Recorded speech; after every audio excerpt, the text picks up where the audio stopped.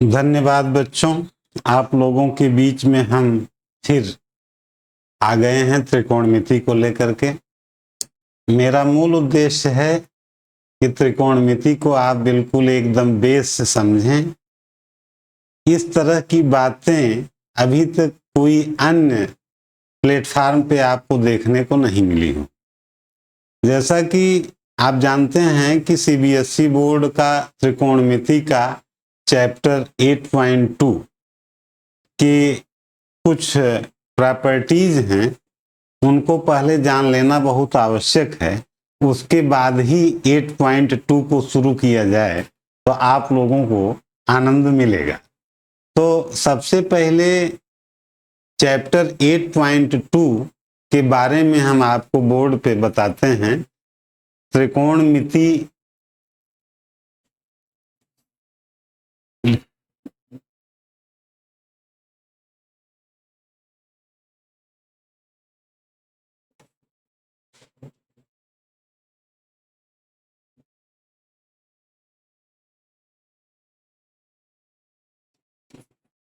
CBSE board 10th class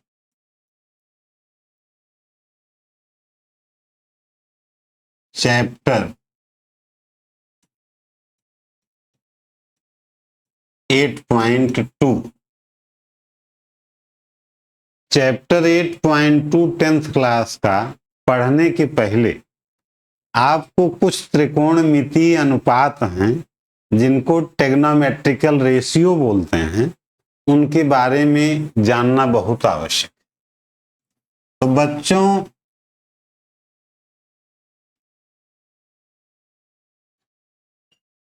जो बात इस चैप्टर को पढ़ने के पहले जो बात सामने निकल के आती है वो ये है trigonometrical ratio. Trigonometrical ratio, trigonometrical ratio. Trigonometrical ratio क्या है, आज इसी चीज का डिटेल में हम आपको बताएं। उसके बाद चैप्टर 8.2 के प्रश्नों को आपके समक्ष हल कराएं। तो सबसे पहले आपको हम बता दें कि किसी भी राइट एंगल ट्रायंगल में 30 अंश के सामने की जो भुजा होती है वो कर्ण की आधी होती है। 30, 60 और 90 जो रूल्स कहता है कि किसी समकोण त्रिभुज में 30 अंश के सामने की भुजा कर्ण की आधी होती है। तो आप सबसे पहले क्या बनाएंगे, एक समकोण त्रिभुज बनाएंगे।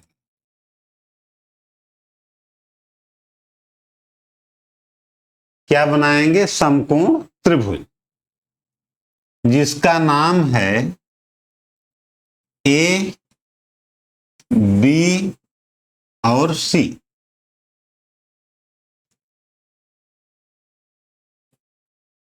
ये एक बी पर 90 डिग्री का कोण बनता है। तो ए बी सी में कोण बी जो है 90 degree.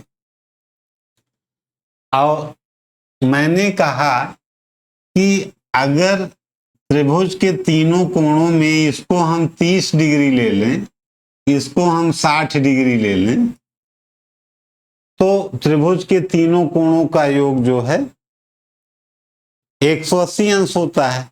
Angle A plus angle B plus angle C is equal to the 180 के। तो 30 डिग्री, 60 डिग्री और 90 डिग्री का जो गुण है वह यह है कि यदि यह भुजा यक्स है, हाइपोटेनियस यक्स है, तो थीटा अंश के सामने 30 डिग्री के सामने की भुजा जो है वो यक्स बाई 2 हो जाएगी। क्या हो जाएगी, x/2 हो जाएगी। तो by using Pythagoras theorem, by using Pythagoras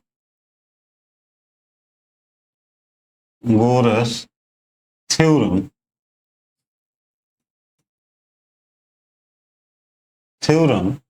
by using Pythagoras theorem हम जानते हैं कि AC वर्ग बराबर AB वर्ग धन BC वर्ग, यही होता है।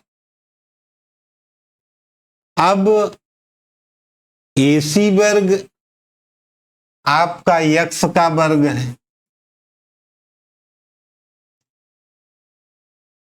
AB वर्ग आपको ज्ञात करना है, और BC वर्ग आपका क्या हो गया, x का वर्ग बटा 4, क्योंकि x/2 का होल वर्ग होगा तो उसको आप x वर्ग/4 लिख सकते हैं। तो AB वर्ग बराबर हो जाएगा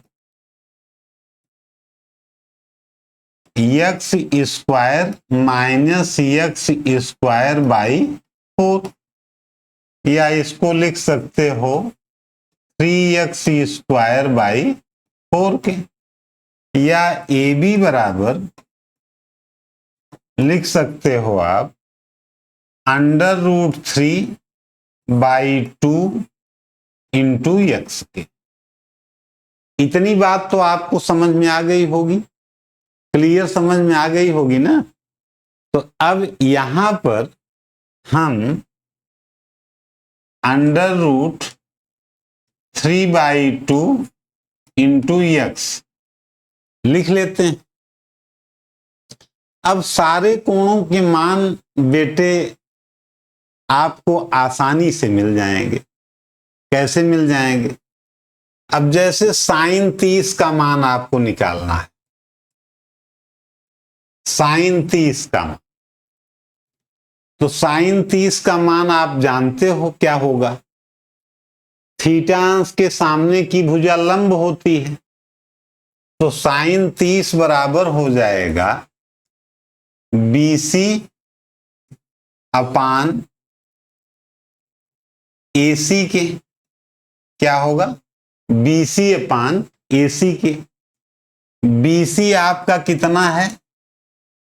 BC आपका x अपान 2 है, बटा AC क्या है? x है। इसको जब हल करोगे तो x अपान 2x आ जाएगा, x से कट गया तो आ गया 1/2, तो sin 30 का मान 1/2 हो गया। अब sin 30 का मान 1/2 हो गया तो कोसेक 30 का क्या मान होगा? मैंने बताया था कि 1/sin 30 होगा। अब sin 30 का मान 1/2 है, तो इसको 1/1/2 लिखोगे तो 2 ऊपर चला जाएगा, 2 गुणे 1/2 हो जाएगा, तो 2 एकन्नम 2 हो जाएगा। तो कोसेक 30 का मान क्या हो जाएगा? 2 हो जाएगा। इसी तरह से tan 30 का मान आप निकाल लीजिए।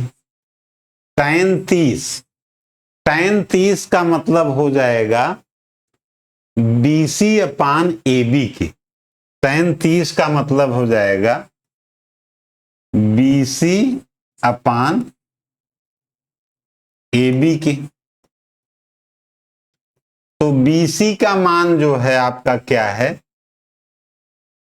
BC का मान आपका है x/2 के, बटा AB का मान क्या है?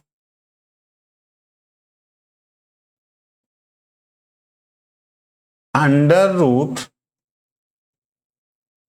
3x/2 के, तो ये ऊपर चला जाएगा तो 2x अपान 2 अंडर रूट 3 इंटू x हो जाएगा।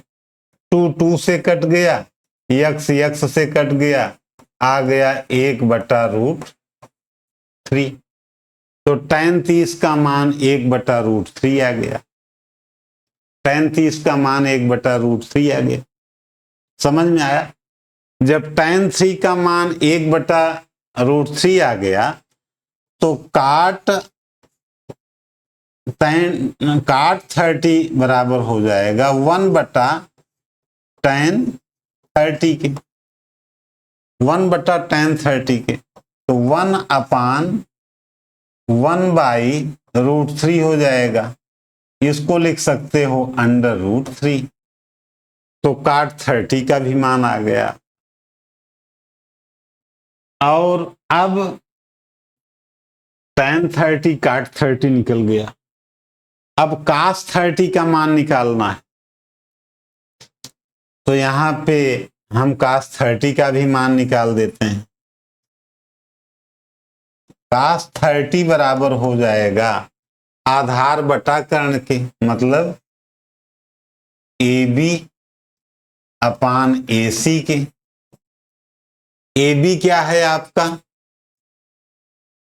AB जो है आपका है अंडर√3/2 इंटू x।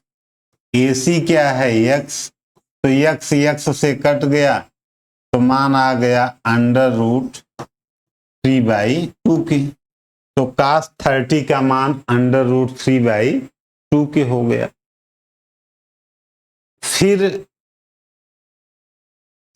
इसी तरह से हम sec30 का भी मान निकाल सकते हैं।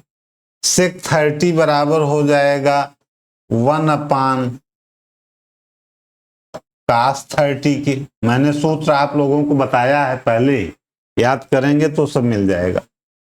1/cos30 का मान अंडर√3/2 के हो जाएगा। तो ये हो जाएगा 2/√3। तो अब यहां पर आपने sin30, cosec30, tan30, cot30 और sec30, cos30 का मान आपने आसानी से निकाल लिया। अब हम आपको 30 डिग्री के सारे मान निकल गए। अब 60 डिग्री की मान बताने चल रहे, तो इसको हम थोड़ा सा अब मिटाते हैं। तो मिटाने के लिए मिटा देते हैं तो आप लोगों को समझ में आ जाएगा।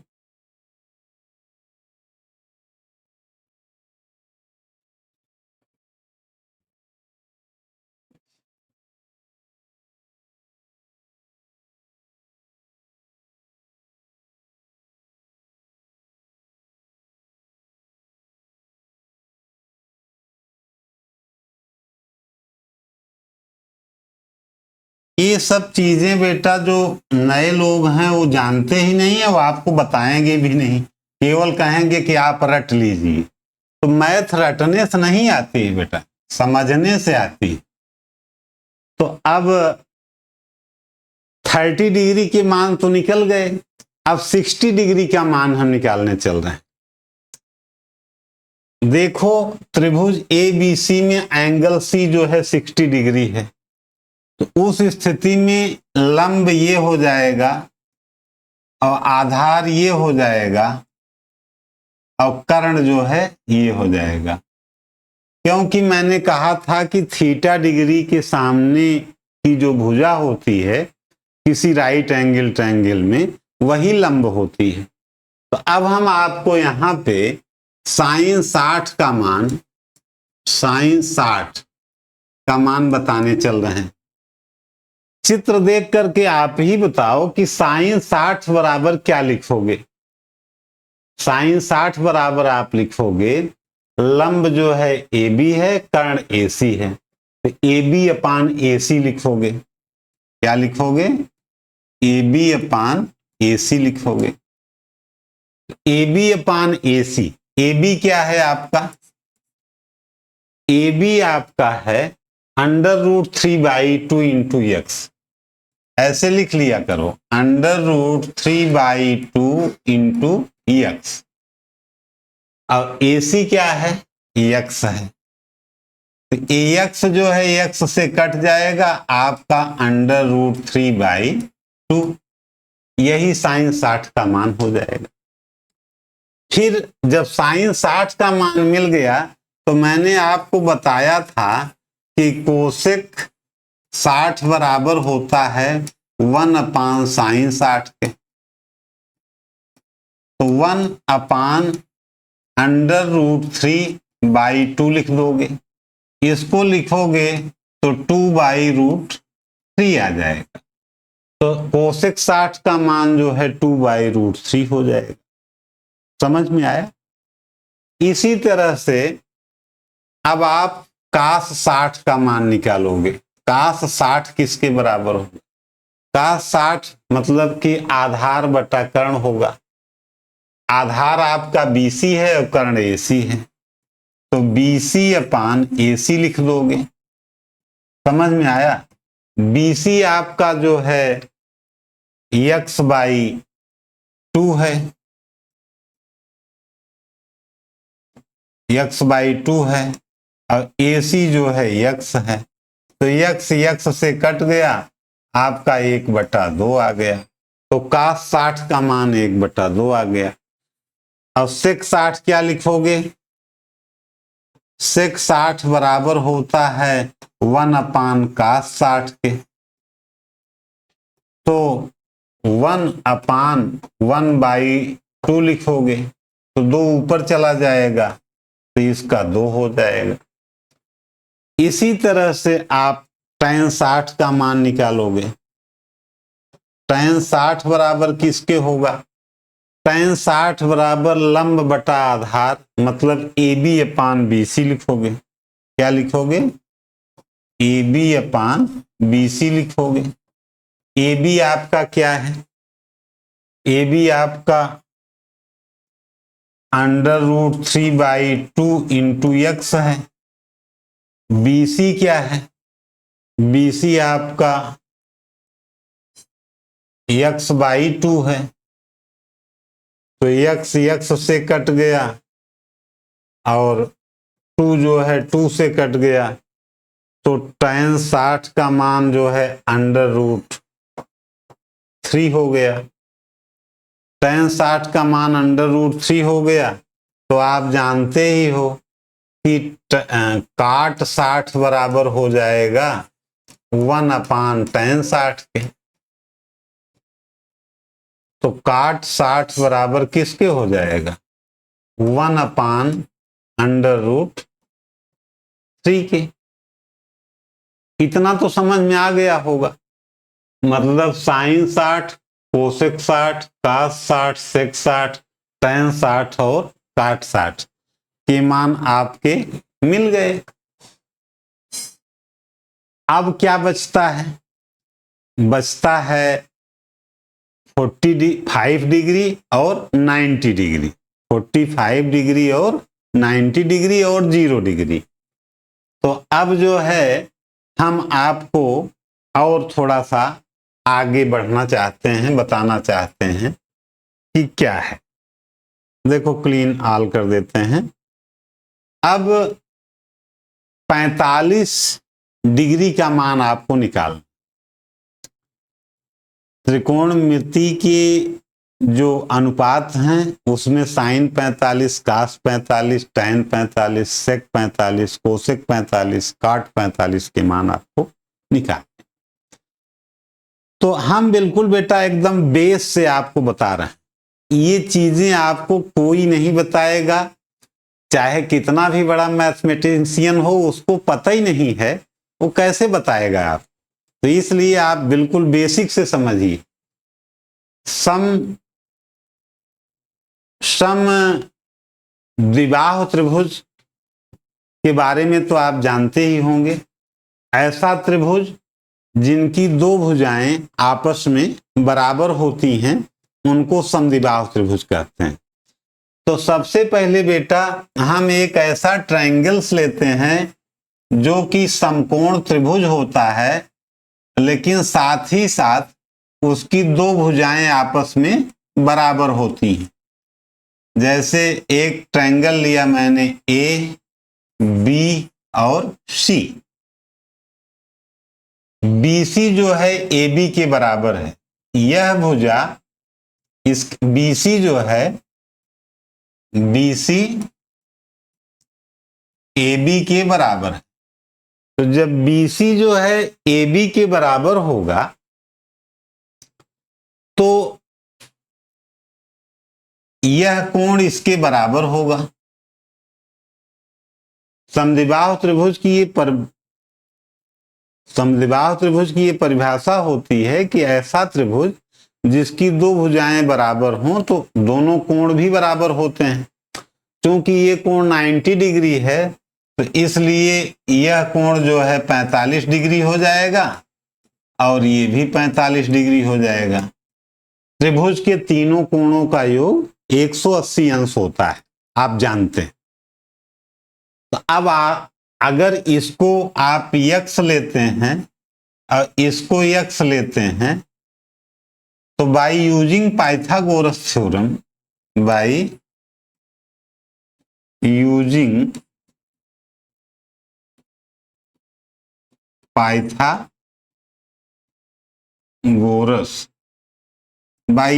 पाइथागोरस थ्योरम AC वर्ग बराबर आप लिख सकते हो AB वर्ग प्लस BC वर्ग के। कोई संदेह नहीं। तो AC वर्ग बराबर हो जाएगा AB वर्ग आपका x का वर्ग प्लस x का वर्ग, मतलब 2x का वर्ग हो जाएगा। या AC बराबर आप लिख सकते हो √2 इंटू x। इतनी बात तो समझ में आ गई। तो AC को आप क्या लिख सकते हो √2 इंटू x के। अब सारे मान आसानी से आपको यहां एलिजिबल हो जाएंगे। कैसे हो जाएंगे? देखो, साइन 45 बराबर होगा लंब बटा कर्ण। तो 45 अंश के सामने की भुजा BC है तो BC अपान AC की हो जाएगा। BC अपान AC की हो जाएगा। अब BC आपका कितना है? x है। और AC कितना है? √2x है। तो x से कट गया, 1/√2 आ गया। तो साइन 45 का मान 1/√2 हो गया।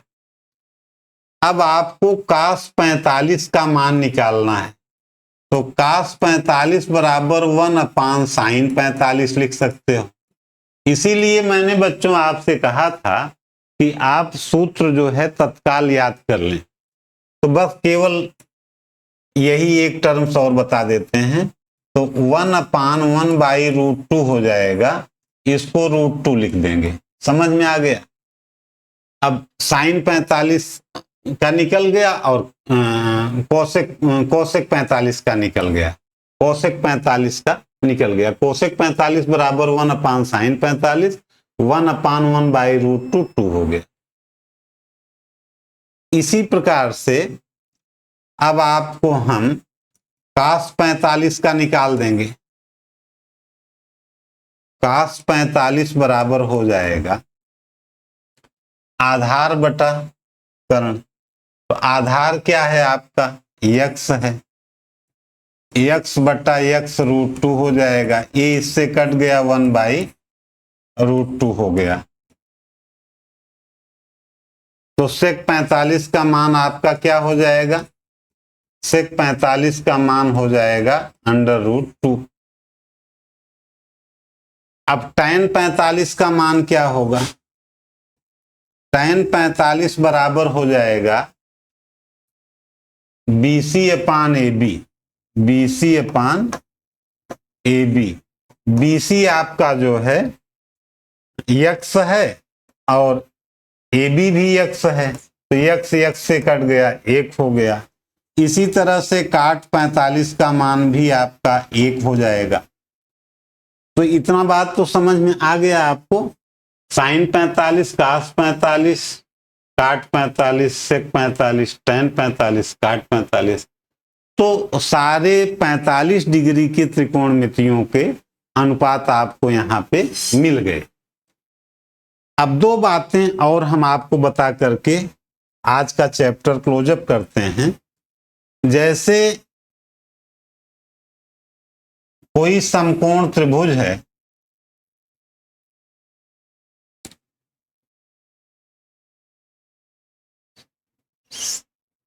एक समकोण त्रिभुज ले लिए, यह कोण 90 डिग्री है, यह कोण 0 डिग्री है, तो ए भी 90 डिग्री हो जाएगा। कहने का मतलब कि ए बिंदु बी पर हो जाएगा, ए बिंदु बी पर हो जाएगा। इस कोण को सी ले लेते हैं। तो ये डिटेल में आपको हम बताने से पहले ये बताना चाहते हैं कि जब बिंदु ए बी पर होगा, बी पर होगा, तब कोण सी जो है 0 होगा। 0 डिग्री कब होगा? जब ए बिंदु बी पर होगा तब कोण सी 0 होगा। इतनी थ्योरी आपको बता करके हम आज चैप्टर को यहाँ पे क्लोजअप करते हैं। धन्यवाद। आपको कैसा लगा इसको आप लोग अपने कमेंट पर अवश्य जो है बताएंगे। जय हिंद, जय भारत।